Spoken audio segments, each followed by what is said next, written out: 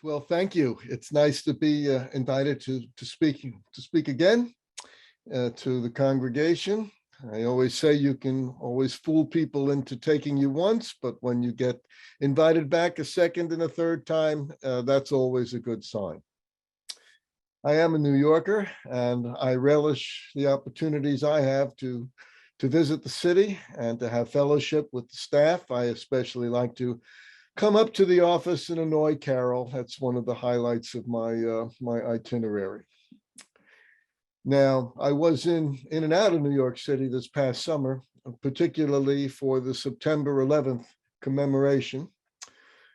But I was also there because some of you may be aware that Chosen People Ministries is in the process of launching a certificate program with courses that are rich in content, but pitched at a not quite college academic level.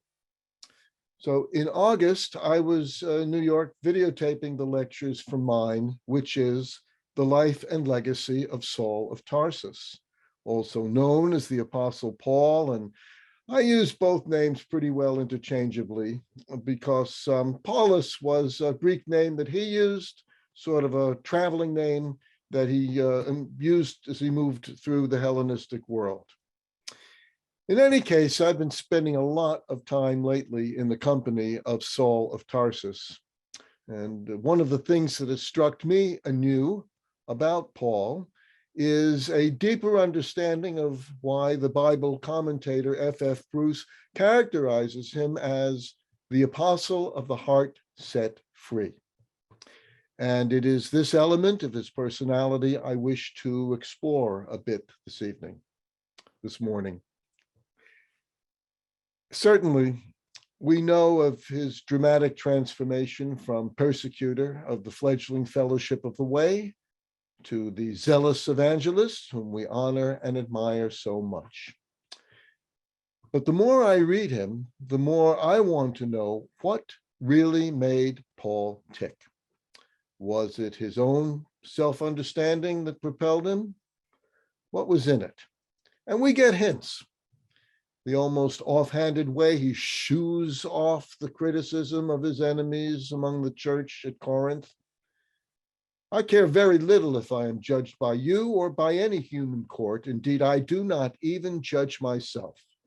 It is the Lord who judges me. I love that. I do not even judge myself. I know to whom I am ultimately accountable. And if that isn't a clear-eyed declaration of inner freedom, I don't know what is. So I have been finding some deep things that I want to share that I hope will resonate with you as well. Things that have to do with the utterly transformed sense of personal identity that Paul means to drive home to us. A transformation, I believe, that was born out of his own life experience. So let me begin by saying there is no question that the crucified Messiah formed the foundation of Paul's understanding of the human condition, both in its sickness and its cure. The transformed understanding of himself that began on the road to Damascus continued to grow and ripen throughout his life. But one thing did not change in the foundation of his thinking and his acting. It was that his self-awareness was continually informed by the cross and his indebtedness to God for Messiah's indescribable act of loving sacrifice. So let's bring up that first scripture from Galatians 2:20 and Galatians 6, that first slide. Thank you. I have been crucified with Messiah. It is no longer I who live, but Messiah lives in me. And the life which I now live in the flesh, I live by faith in the Son of God, who loved me and gave himself for me. But God forbid that I should boast except in the cross of our Lord Yeshua, Messiah, by whom the world has been crucified to me and I to the world. But what are we to make of these powerful declarations? They certainly account in large measure for Paul's remarkable single-mindedness and the extent to which he carried out his life's calling. Paul knew what bloodlust was. That is bondage. That is darkness. That is death. That is guilt. But Paul also knew the full and complete forgiveness of God, a forgiveness that wipes the slate clean, restores our joy, and places us on our feet so that we may serve him with a full heart. That is liberation. That is light. That is life. Guilt and forgiveness, bondage and liberation, darkness and light, death and life. These are four contrasting states that are utterly divorced, separated by an abyss that would make the Grand Canyon seem a mere hop, skip, and jump by comparison. I don't know if any of you have anything that you've done in your past before you became a believer, a follower of Messiah, or even after, I suppose, of which you were insufficiently ashamed, let us say, at first. And then you only came to realize more and more the gravity of what you had done and could not undo as you grew in your fellowship with the Lord. I know I do. And if we dwell on it, the memory isn't pleasant, is it? Especially in light of the awareness we now have in the Spirit.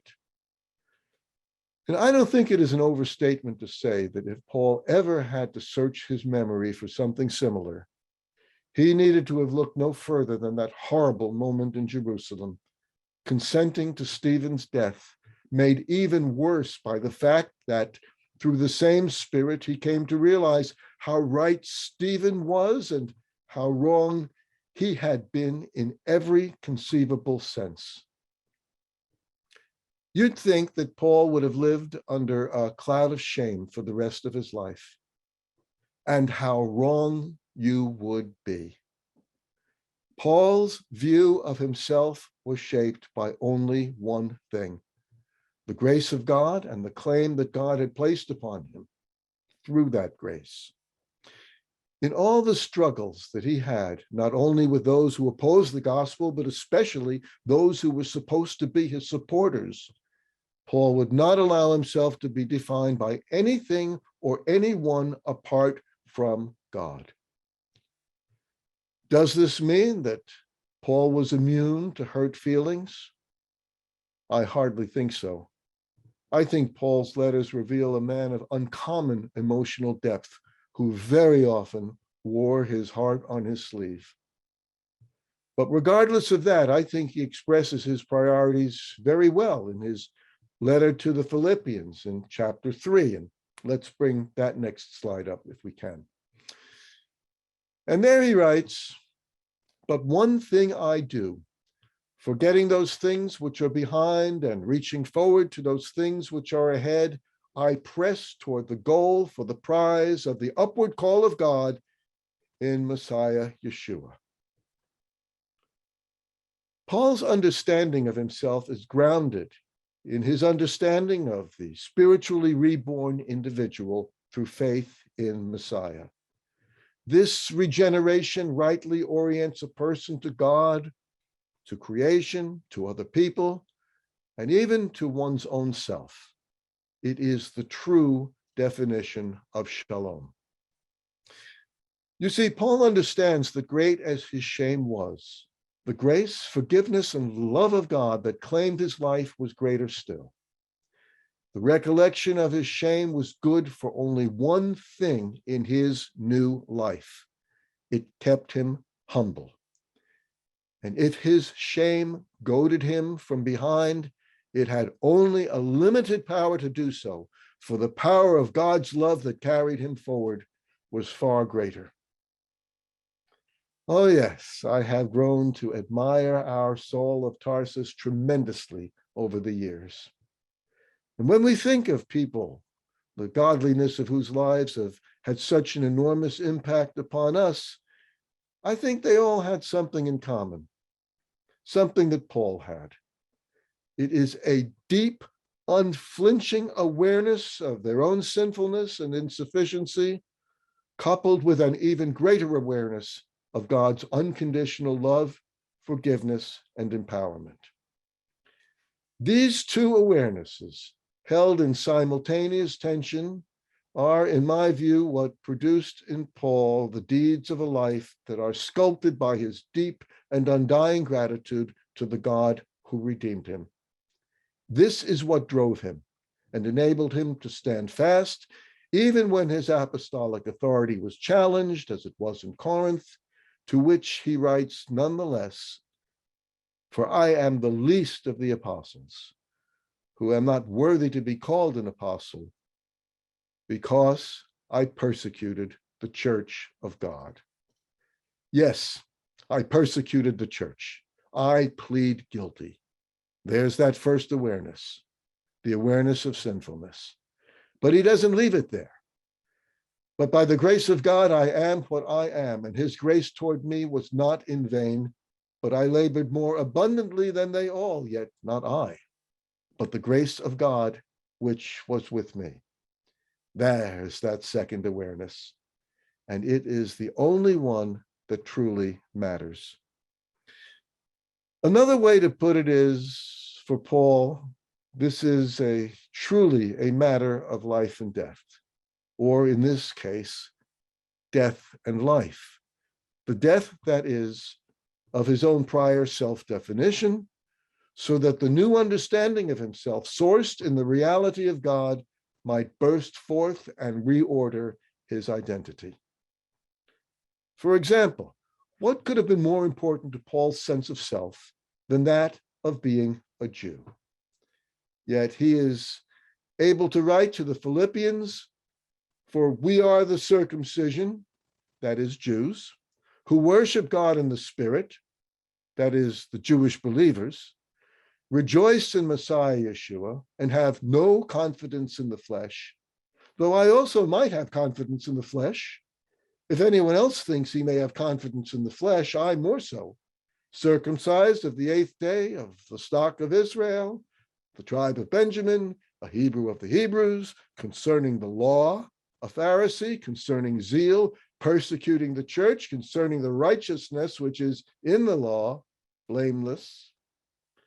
And he puts all of this on one side of the equation of the false foundation of his selfhood.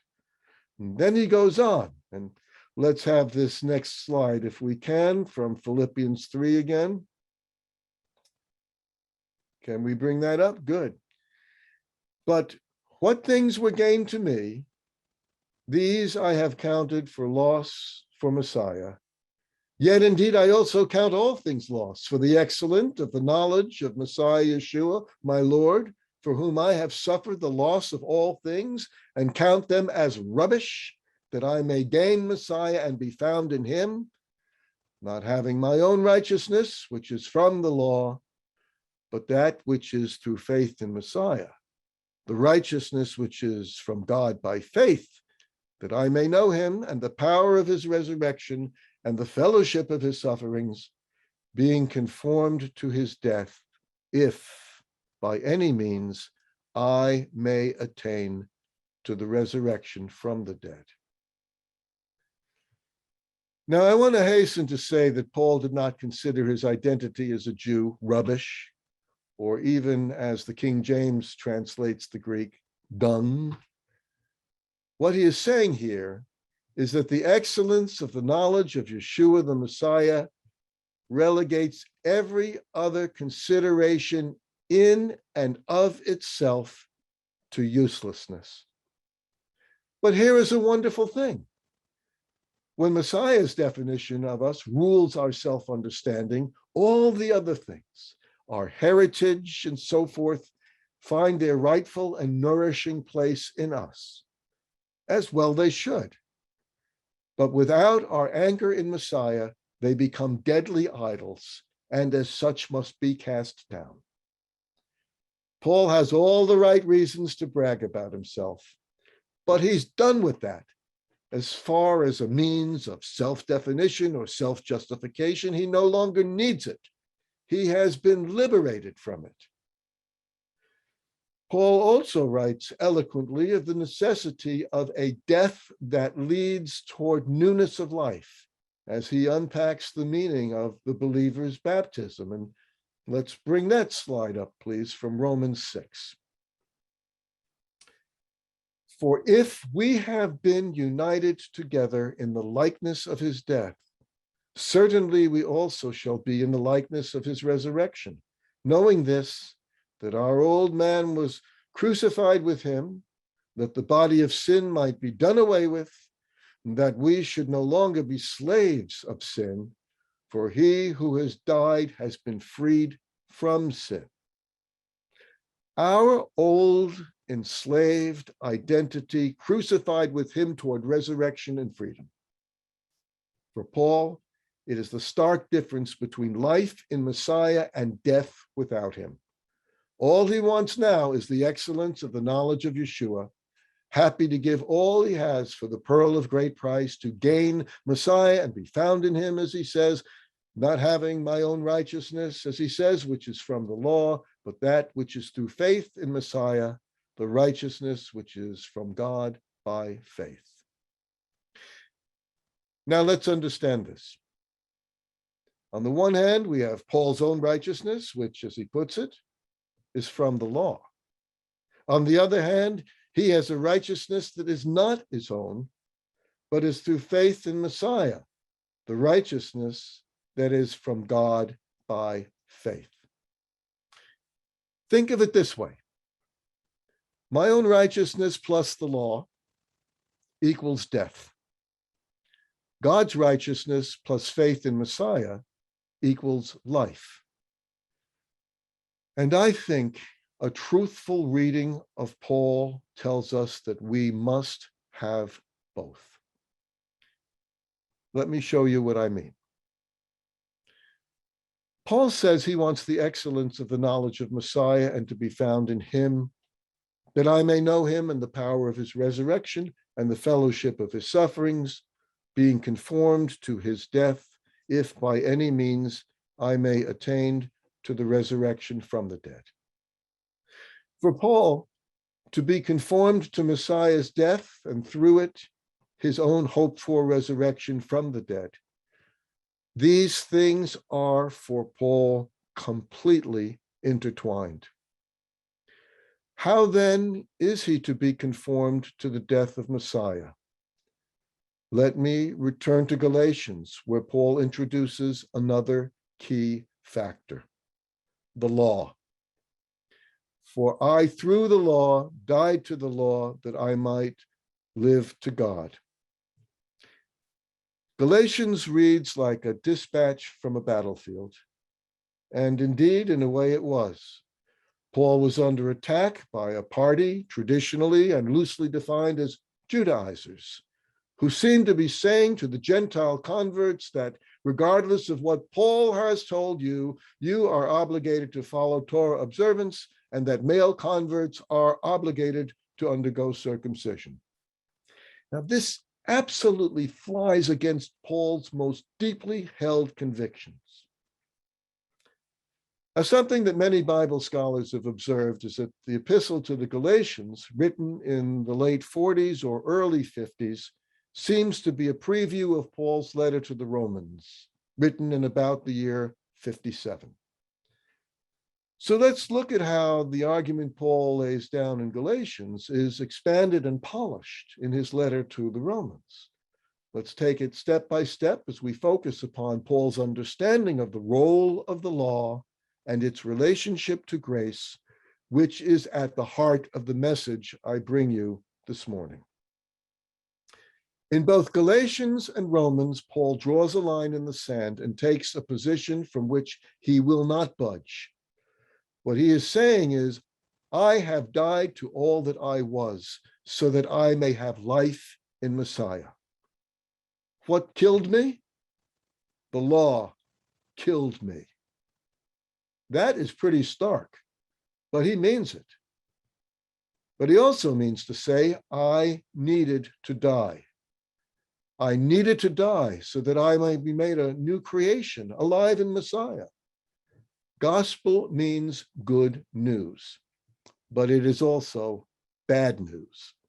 It is bad news to the old, unregenerated self, because the gospel means to dethrone the little God that lives inside of all of us, that wants to rule ourselves, what one writer has called the autonomous imperial self.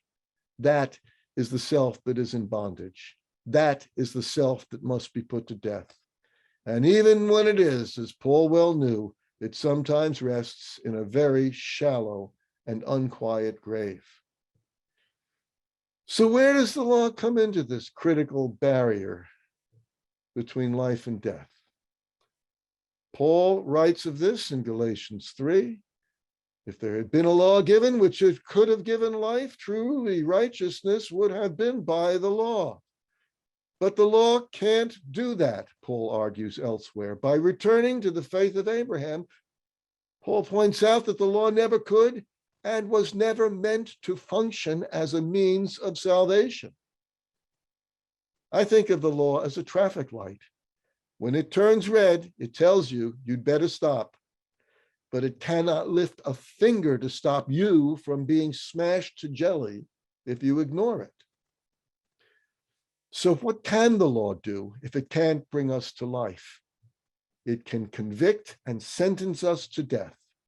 That is why we need the law, to put to death the old sinful self that needs to die, so that out of that death, by the same Spirit that raised Messiah from the dead, we too may receive new life, redeemed selves, recreated in the image of our Redeemer. Let's bring up that next passage from Galatians in chapter 3.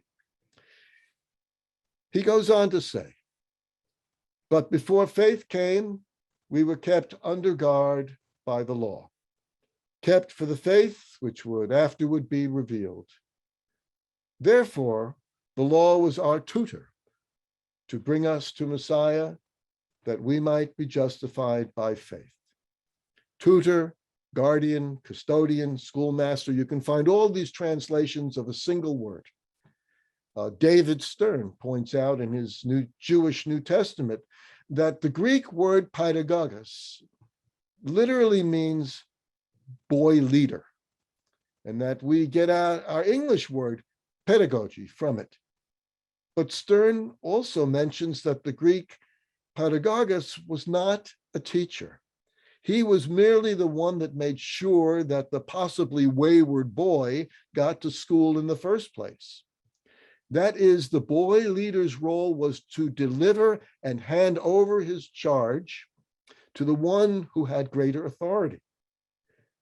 That is, the law was to hand those under confinement to sin over to the Messiah who wields the authority to truly liberate them. Then, from my standpoint, Paul's most brilliant illustration of the law's role comes to us in Romans 7. So let's bring up that slide, shall we? Romans 7, 1 through 3. Or do you not know, brethren, for I speak to those who know the law, that the law has dominion over a man as long as he lives? For the woman who has a husband is bound by the law to her husband as long as he lives. But if the husband dies, she is released from the law of her husband. So then, if while her husband lives, she marries another man, she will be called an adulteress. But if her husband dies, she is freed from that law, so that she is no adulteress, though she has married another man. Now, this passage, to me, provides a perhaps overlooked solution to those who struggle with Paul's bold proclamation of deliverance from the law. When you put that next to Yeshua's words in Matthew chapter 5, verse 18, for assuredly I say to you, till heaven and earth pass away, one jot or one tittle will by no means pass from the law till all is fulfilled. How do you reconcile these two proclamations? Well, I think it is this. In Paul's illustration, it is the married woman's status that has changed with the death of her husband, not the rules that govern marriage. In the same way, the law remains, even as Yeshua has declared it does. The only difference is that it is our relationship to the law that has changed. Because in killing us, as it were, paradoxically, the law has relinquished its power over us as our faith then takes over and enables us to enter into and share in Messiah's resurrected life. This is what enables Paul to continue in Romans 7. Therefore, my brethren, you also have become dead to the law through the body of Messiah, that you may be married to another, to him who was raised from the dead, that we should bear fruit to God. So if, as Paul teaches, the first thing our baptism, the outward sign of our death and resurrection, teaches us is that in order for there to be an empty tomb, there must first be an occupied cross. The second thing is that now, having died with Messiah in the waters of baptism, we are at last ready to live with him as we turn to the resurrection. Because in our comprehension of the necessity of the cross that precedes the empty tomb, we also bear in mind that without the resurrection, the cross is an unfinished story, what we might call a bridge to nowhere. They are forever linked, the cross and the resurrection, for even in his resurrected form, our Messiah bears the marks of his crucifixion. As well, the resurrection cannot be considered solely on its own, but occurs in a context that is nothing less than a transformed humanity in a transformed cosmos, the fulfillment of Isaiah's ancient proclamation, for behold, I create new heavens and a new earth, and the former shall not be remembered or come to mind. Where does that leave us? In 2 Corinthians chapter 5, Paul offers us practical application. He tells us he died for all, that those who live should live no longer for themselves, but for him who died for them and rose again. And then we can bring up that last slide. Therefore, if anyone is in Messiah, he is a new creation. Old things have passed away. Behold, all things have become new. Now all things are of God, who has reconciled us to himself through Yeshua HaMashiach, and has given us the ministry of reconciliation. That is, that God was in Messiah reconciling the world to himself, not imputing their trespasses to them, and has committed to us the word of reconciliation.